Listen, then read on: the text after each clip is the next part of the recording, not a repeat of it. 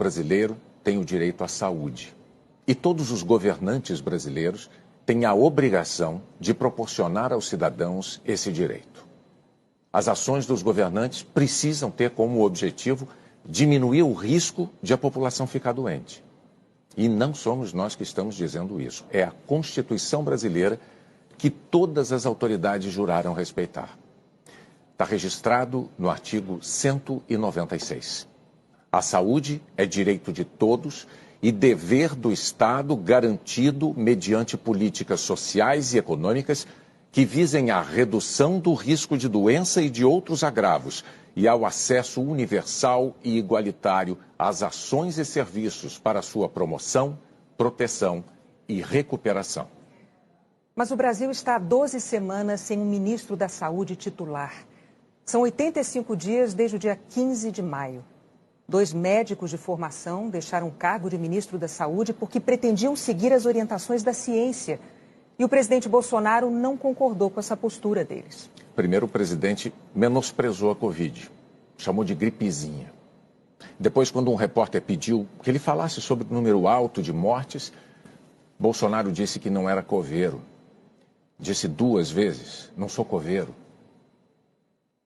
Quando os óbitos chegaram a 5 mil, a resposta dele a um repórter foi um "e daí?". Agora o presidente repete que a pandemia é uma chuva e que todos vão se molhar. Ou que a morte é o destino de todos nós e que temos de enfrentar a doença, como se fosse uma questão de coragem, como se nada pudesse ter sido feito. Quando cientistas defendiam mundo afora o isolamento social como única medida capaz de conter o avanço dessa tragédia, os brasileiros viam o presidente criticar essa iniciativa diariamente, na contramão do bom senso daqueles governadores que a defendiam. O resultado disso foram a confusão e a perplexidade de muitos cidadãos que ficaram sem saber em que acreditar. E um isolamento capenga, insuficiente para atingir plenamente o seu objetivo. No Jornal Nacional você viu aqui filas enormes de desesperados em busca de um leito salvador de UTI. Filas que se formavam e se formam porque os leitos não foram comprados a tempo e na quantidade adequada por prefeitos, por governadores e pelo presidente. Ou porque a falta de isolamento social deixou de achatar a curva de contaminados e sobrecarregou o sistema de saúde. Diante disso tudo, é necessário relembrar a Constituição, porque isso nos levanta uma pergunta importantíssima. Nós já mostramos o que diz o artigo 196. É dever das autoridades que governam o país implementar políticas que visem a reduzir o risco de doenças. E a pergunta que se impõe é: o presidente da República cumpriu esse dever? Entre os governadores e prefeitos, quem cumpriu? Quem não cumpriu? Mais cedo ou mais tarde, o Brasil vai precisar de resposta para essas perguntas. É assim nas democracias e nas repúblicas, em que todos temos direitos e deveres, e onde ninguém está acima da lei.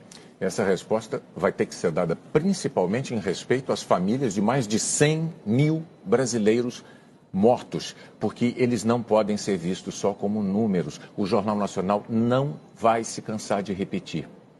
Essas vidas perdidas eram de brasileiros como todos nós. Não eram pessoas que estavam fadadas a morrer por qualquer outro motivo. Elas morreram de Covid. Deixaram uma família em dor, amigos, colegas de trabalho, conhecidos. Nós não podemos nos anestesiar. 100 mil pessoas.